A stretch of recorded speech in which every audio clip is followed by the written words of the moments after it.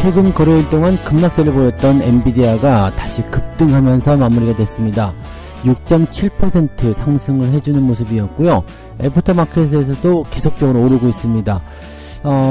엔비디아의 이제 주주총회를 앞두고 있는 상태에서 기대감이 좀 커졌을 것으로 생각되고요. 단기적 조정이 일어나면서 저가 매수세가 몰렸을 것이다, 이렇게 분석이 되고 있죠.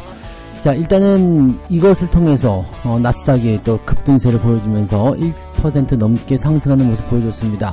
하지만 다우지수는 하락세로 전환이 됐네요. 자, 이 부분들 같이 알아보도록 하고요. 자, 2분기 실적 기대감이 높은 종목들 누구냐? 자, 이제 실적 시즌 들어가니까 관심들이 높아지기 시작합니다. 자, 2분기에는 이제 높은 환율에 대한 효과, 이런 것들을 통해서 수출주들이 대거 높은 실적을 기록할 것이다 전망되고 있는데요. 자, 2분기 실적 기대주들은 과연 누구인지 뭐 다 알고 계시겠지만 이 부분들 같이 알아보도록 하고요. 자, 테슬라의 대항마로 불리던 리비안, 그동안 계속적으로 하락세를 보여서 왔었는데 이번에 아주 폭등세를 보입니다. 일단은 올해 흑자 전환이 가능할 것이다 라는 전망 때문에 정규장에서 조금 올랐었는데요. 시간외에서는 무려 50% 넘게 상승하고 있습니다. 자, 리비안에게 도대체 무슨 일이 생기는 것인지, 또 이 리비안의 이러한 급등세가 우리나라 관련 기업들에게는 또 어떠한 영향을 줄 수 있겠는지 같이 알아보도록 하겠습니다.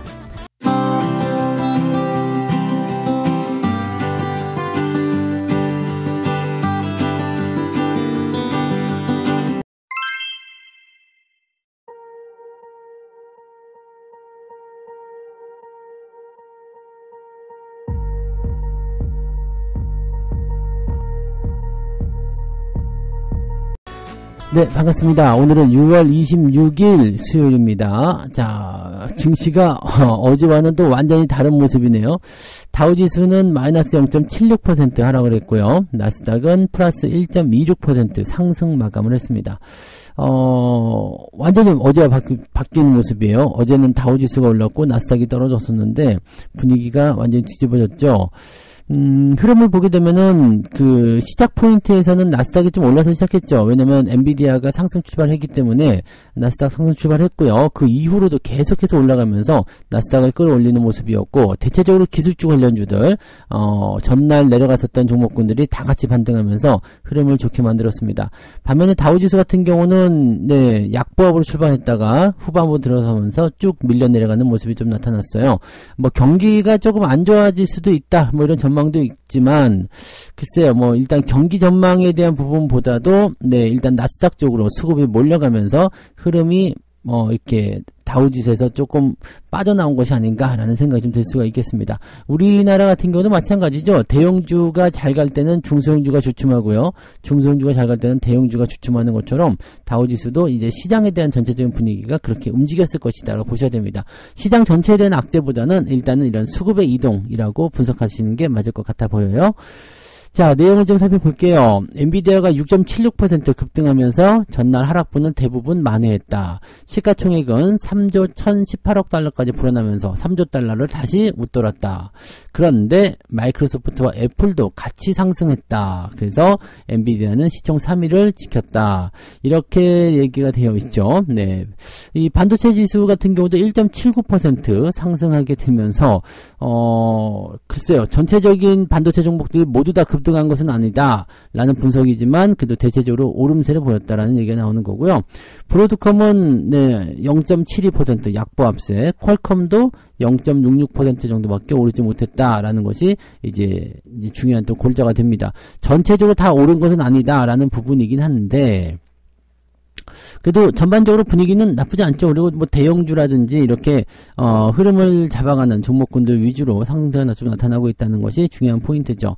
다만 이제 시장의 어떤 전반적인 분위기를 이렇게 특정 종목, 특정 기술주가 쥐고 흔든다는 것은 반가운 소식은 아니다라고 되어 있습니다. 근데 재밌는 거는 뭐냐면 오늘 뉴스 기사 뽑는데 굉장히 어려움을 겪었던 이유가 뭐냐면 오늘도 그냥 네, 네이버 창으로 할까 고민을 굉장히 많이 했었거든요.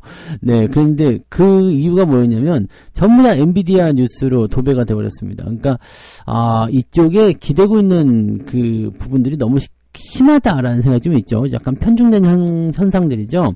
즉 엔비디아에 목매달고 있는 그런 형태의 느낌들이다라고 보여집니다.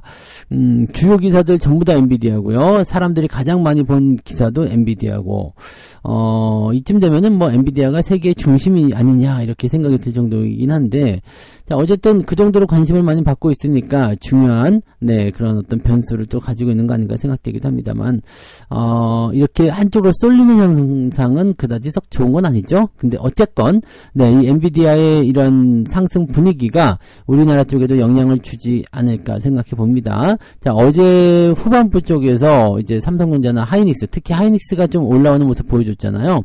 이런 부분들이 이제 긍정적으로 전환이 되면서 오늘은 이제 뭐 하이닉스, 삼성전자뿐만 아니라 소부장 쪽에도 뭔가 좀 좋은 기대감이 좀 있었으면 좋겠다라고 판단을 좀 해봅니다. 이 엔비디아의 상승은 어차피 예고가 되어 있는 부분이었긴 한데, 이 정도로 변동성을 크게 가져간다? 글쎄요. 이게 과연 좋은 소식일까 나쁜 소식일까는 조금 더 지켜봐야 되긴 하겠습니다만, 뭐 실적에 대한 부분만 놓고 본다라면 앞으로 성장성, 실적 이런 부분들은 엔비디아를 따라가기가 좀 어렵겠죠. 그래서 전체적으로 이제 좋은 분위기가 아직까지는 더 이어진다라고 생각하시는 게 맞을 것 같아 보여요. 자, 반면에 이제 다우지수가 좀 내려간 부분들은요, 약간의 불확실성이라고 봐야 되겠죠. 일단 연준 위원들의 발언들이 계속적으로 이제 주 초반에 부담감을 좀 줄 것이다라는 전망을 좀 했었잖아요. 미셸이 오늘 발표를 했단 말이에요. 미셸, 영국 런던에서, 런던까지 가가지고 또 공개 발언을 했네요. 굳이 거기까지 가서 공개 발언을 꼭 안 해도 되는데, 그죠? 런던에서 공개 발언을 했는데, 아직 기준금리를 내릴 시기가 아니다. 인플레이션을 더 완화시켜야 한다. 이렇게 얘기했고요. 여전히 금리를 인상할 여지가 남아있다. 쓰잘데기 없는 소리를 한 거죠. 이런 식으로 얘기를 했고요. 인플레이션이 우리의 목표치 2%를 향해 지속적으로 가고 있다는 점이 분명해지면 금리를 낮추는 것이 적절할 것이다. 뭐 했던 얘기 또 하는 거고요. 아직은 적절하지 않다. 뭐 이렇게 얘기를 했다고 합니다. 이렇게 되면 이제 7월 달에 금리 인하 기대감이 많이 낮춰질 수밖에 없는 상태가 되지 않겠는가라고 판단이 되는 부분이 되는 거고요. 뭐 이렇게 중요하게 영향력을 미친다라고 볼 수는 없겠습니다만은, 그래도 어느 정도, 사람들이, 좀 이 부분에 반응을 좀 했다고 볼 수가 있겠고, 중립적인, 중립적 인사인 리사가 이제 뭐라고 했느냐, 인플레이션이 크게 진전이 되고, 노동시장이 점진적으로 냉각이 되면, 어느 시점에서는 이제 정책적인 제약의 수준을 낮추는 것이 적절하다. 근데 그것이 언제 될 것인지는 아직은 모르겠다. 뭐 쓸데없는 소리를 한 거죠. 연준 위원들은 그냥 쓸데기 없는 얘기를 그냥 한 것 같아요. 굳이 근데 이런 발언을 해야 되는 이유가 뭔지는 잘 모르겠어요. 그죠? 뭔가 이제 그 월급이라도 받아가야 되는 이유를 좀 이야기하는 것인가라는 생각도 좀 있고요. 물론 이제 공식 행사이기도 하고 또 자기들의 어떤 그 이런 발언을 통해서 뭐 앞으로의 어떤 전망이라든지 등등의 경제 동향을 이야기하는 부분일 수 있겠죠. 당연히 그럴 거라 생각합니다. 그리고 이제 거기에서 이제 특징적인 부분들을 이제 기자들과의 인터뷰를 통해서 이야기가 나오는 거다 생각하시면 되는데, 그냥 우리가 보기엔 쓰잘데기 없는 이야기다라고 보시면 되겠죠. 좋은 소식 아니면 다 쓰잘데기 없는 거 아닙니까? 자, 아무튼 이런 상태이고요. 미국 경기는 3개월 만에 확장세로 돌아섰다라고 되어 있습니다. 전미 활동 지수가 0.18. 이건 기준치가 0이에요. 0보다 높으면은 경기가 좋아진다라는 쪽으로 보시면 되는데 0.18로 되어 있습니다. 그래서 경기가 조금 좋아졌네요 라고 얘기가 되고 있습니다. 그동안은 계속 안 좋았어요. 계속 마이너스였는데 이번에 3개월 만에 플러스로 돌아섰다고 합니다. 이렇게 보면 또 경기는 또 나빠 보이진 않죠. 그래서 전체적으로 분위기는 좀 훈훈했다라고 볼 수 있겠고요. 다우지수만 좀 떨어진 모습이 좀 있었는데 다우지수의 변화는 시장에 대한 어떤 전망치로 전달이 되는 모습이라서 우리나라 증시하고는 그렇게 크게 영향은 없을 겁니다. 예전에는 다우지수가 굉장히 큰 영향을 많이 줬었는데요. 지금은 기술주들이 주를 이루고 있기 때문에 나스닥의 주가 흐름이 조금 더 영향을 많이 주고 있다고 보시면 되겠습니다. 뭐 이 정도 보시면 되겠고요. 있기 때문에요. 국내 증시도 이제 삼성전자, 하이닉스가 반등을 해주게 된다면 기대감이 좀 높아질 수 있고요. 조금 이따 말씀드릴 이 리비안 관련해서 전기차까지도 오늘 반등을 좀 올려준다라면 네, 상당한 기대감이 네, 오늘 시장에 있다라고 볼 수가 있겠습니다. 야, 주 초반에 약간 네, 애매한 형태의 시장 포지션을 보였었는데 바로 이렇게 회복이 된다 그러면은 월말 윈도우 드레싱까지 합쳐져 가지고요. 지수 포인트가 그냥 네, 글쎄요. 야, 금융 투자가 역시 냄새를 정말 잘 맡기는 잘 맡는구나 라는 감탄을 또 한번 해볼 수 있을 것 같아 보입니다. 네, 아무튼 오늘 좀 기대해 보고요. 두 번째 이야기 봅니다. 높아지는 실적. 네, 2분기 실적 눈높이다. 여기에서 주인공은 반도체와 조선과 자동차다. 네, 뭐 늘 드리는 말씀 중에 하나죠. 자, 수출입 동향을 살펴보시는 분들은 아주 재밌을 거예요. 네, 관세청이 발표한 6월 1일부터 20일까지의 수출입 동향. 예, 6월달 전체 자료는 나오지 않았지만은요, 지금 이 수출입은 일단 늘었습니다. 네, 수출액은 358억 달러로 전년 동기보다 8.5% 늘었다라고 되어 있고요. 이번 달 말까지 9개월 연속 수출 플러스 달성이 일어나게 될 것이다 라고 전망이 되어 있습니다. 여기다가 이제 환율이 지금 높은 수준이죠. 이제 1380원, 1390원 뭐 이렇게 왔다리 갔다리 하고 있는데 지금 현재 환율이 1387.5원입니다. 그래서 상당히 높은 수준으로 유지가 되고 있습니다. 이게 1400원을 넘지 않는다고 하더라도요. 1400원을 넘지 않을 뿐이지 1380원이나 90원 이런 거는 네, 1400원이나 다름이 없거든요. 그러니까 상당히 높은 네, 이런 환율의 포지션을 보여주고 있다라는 거. 자, 그럼에도 불구하고 외국인들 매수가 계속 들어온다는 것은 참 아이러니한 일이기도 합니다만은 요 정도로 그냥 인정하는 거 아니냐라는 생각이 들기도 하고요. 네. 자, 그래서 어떤 식으로 봐야 되냐면 수출 영향력이 확대되고 있고, 즉 수출이 늘어나고 있는 상태에서 이 환율에 대한 기대치가 높아지는 그런 모습이 좀 나타나다 보니까 기업들의 실적이 크게 증가할 수밖에 없다고 되어 있습니다. 영향력이 높아지는 업종으로는 기계, 조선, 바이오, 디스플레이, 자동차 이렇게 되어 있고요.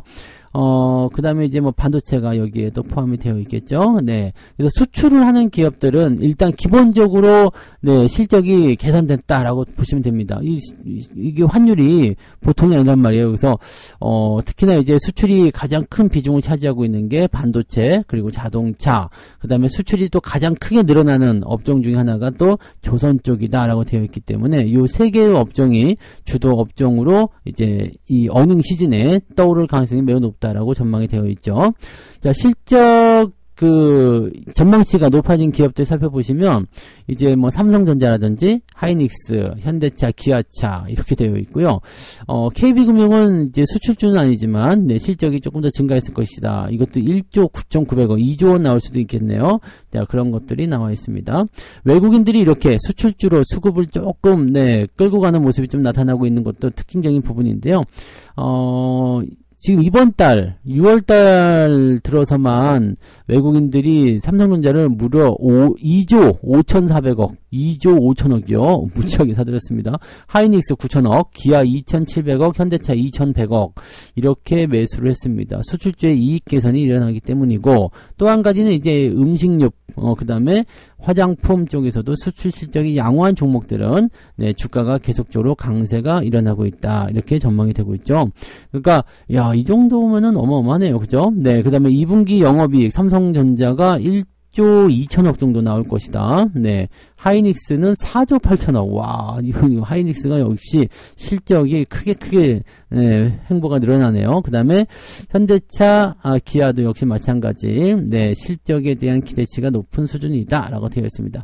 실적만 보면은 기아차가 굉장히 저평가된 것처럼 보일 수 있어요. 근데 현대차와의 이런 시가총액 네, 부분도 좀 지금 비슷하기 때문에요. 네, 저평가라고 뭐 생각하기는 조금 애매하긴 합니다만은 어쨌건 네, 상황 자체는 네, 현대차하고 기아차의 실적이 거의 엇비슷하게 나타나고 있다는 것도 주목해볼 만한 내용이겠죠. 네.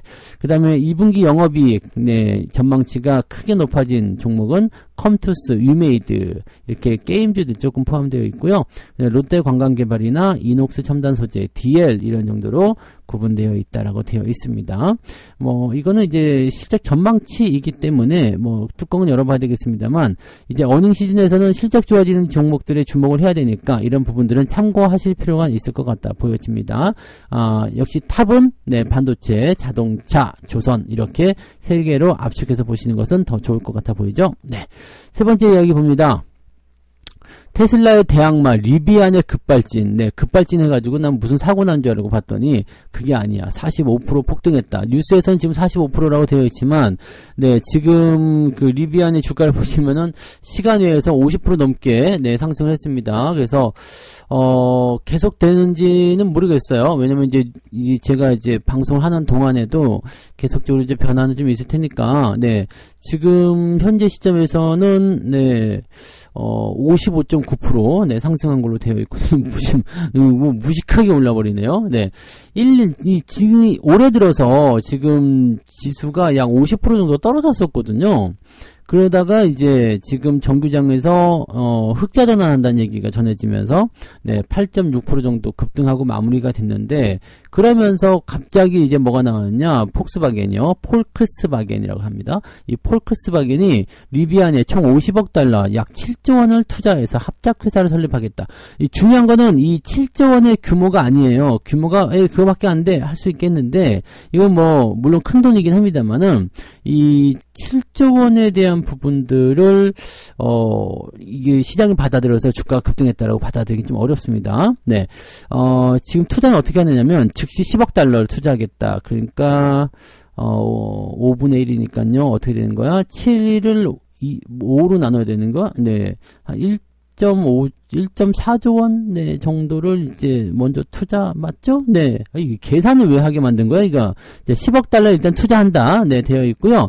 나머지 40억 달러 같은 경우는 이제, 이 합작회사를 설립한 이후에 이걸 또 조인트 벤처라고 만들었다. 와. 하여튼, 합작회사를, 합작 벤처라고 부를 뻔했네요. 합작회사를 만들고 난 이후에 2026년도까지 순차적으로 투입하겠다. 근데 요거는 안 할 수도 있는 거예요. 근데 이제 뭐 10억 달러 투자했으니까 뭐 이렇게 하다 보면 할 수 있겠죠. 자, 어쨌든 요 상황이 되면서 뭐가 될 수 있느냐? 이 독일 폭스바겐이 네, 리비안과 합작을 했다라는 거가 중요한 거죠. 그러니까 쉽게 얘기하면요, 투자금은 중요하지 않아요. 이 독일의 이 폭스바겐이라는 이 자동차 회사가 리비안과 합작을 한다라는 거가 중요한 겁니다. 그래서 요게 이제 리비안의 주가를 끌어올리는 중요한 포인트가 된 거고, 리비안이 이제 중내 산해 가지고 말 많았었잖아요. 근데 요게 이제 완전히 살아나는 네, 그런 기회가 되었다라고 볼 수가 있겠죠. 뭐, 예전에는 이제 포드가 설립할 때 투자가 좀 있었는데, 이거 자금 다 뺐죠, 포드는. 네. 여기 써있네요. 네. 미국의 포드는 2021년 리비안이 상장할 때 지분 12%의 투자를 한 바가 있는데, 2023년까지 리비안의 주식 대부분을 처분을 했다. 그리고 폭스바겐이 이제 투자에 나선 셈이다 라고 되어 있습니다. 전기차 시장이 요즘에 별로 좋지 않아서 리비안이 현금 확보에 어려움을 좀 겪었었는데, 이런 상황에서 폭스바겐과의 합작은 매우 중요한 소식이 되는 거죠.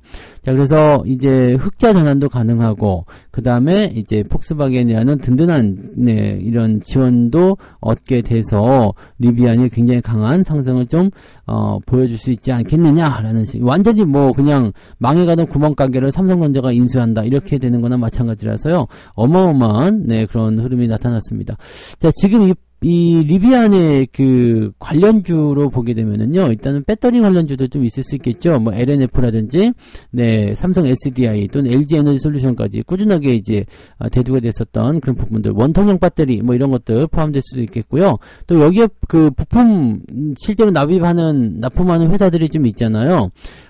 그런 회사들도 네, 주목이 좀 될 수가 있는 내용이 좀 됩니다. 그래서 그런 종목도 이제 그 리비안에 직접적으로 납품하는 회사 누가 있느냐, 이런 부분들 보면 이제 만도, 네, 자동차 회사 부품주 만도가 그래서 이렇게 올라가고 있었던 건 아니었겠나 생각이 들기도 하는데, 만도 같은 경우가 이제 네, 실제로 리비안에게 뭐 레이더 카메라라든지 제동 장치 이런 것들을 공급하고 있기도 한다라고 되어 있습니다. 그리고 또 뭐가 있을까요? 일단 만도가 가장 먼저 떠올랐다 이렇게 되어 있고요. SDI 같은 경우가 이제 이 리비안 트럭에 배터리가 탑재를 시켜놓은 상황이기 때문에 요거 SDI 같은 경우 포함이 될 수 있는 거고요.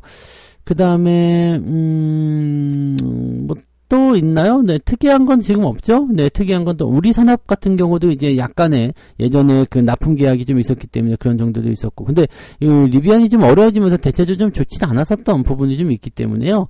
네, 일단은 리비안을 통해서 뭐가 나타날 수 있는지 그 여부는 이제 조금 더 보긴 해야 됩니다. 그래서 리비안이 실질적으로 이제 연결고리가 있는지 없는지가 중요하기는 한데, 대연화성 같은 경우도 맞아 포함되겠죠. 네, 대연화성도 지금 현재 이 픽업 트럭, 얘네들 쪽에 이제 시트 초대를 공급하고 있기 때문에 이런 것도 직접 연결되는 이런 기업들은 네, 긍정적으로 연결이 좀 되고 있다라고 볼 수가 있죠.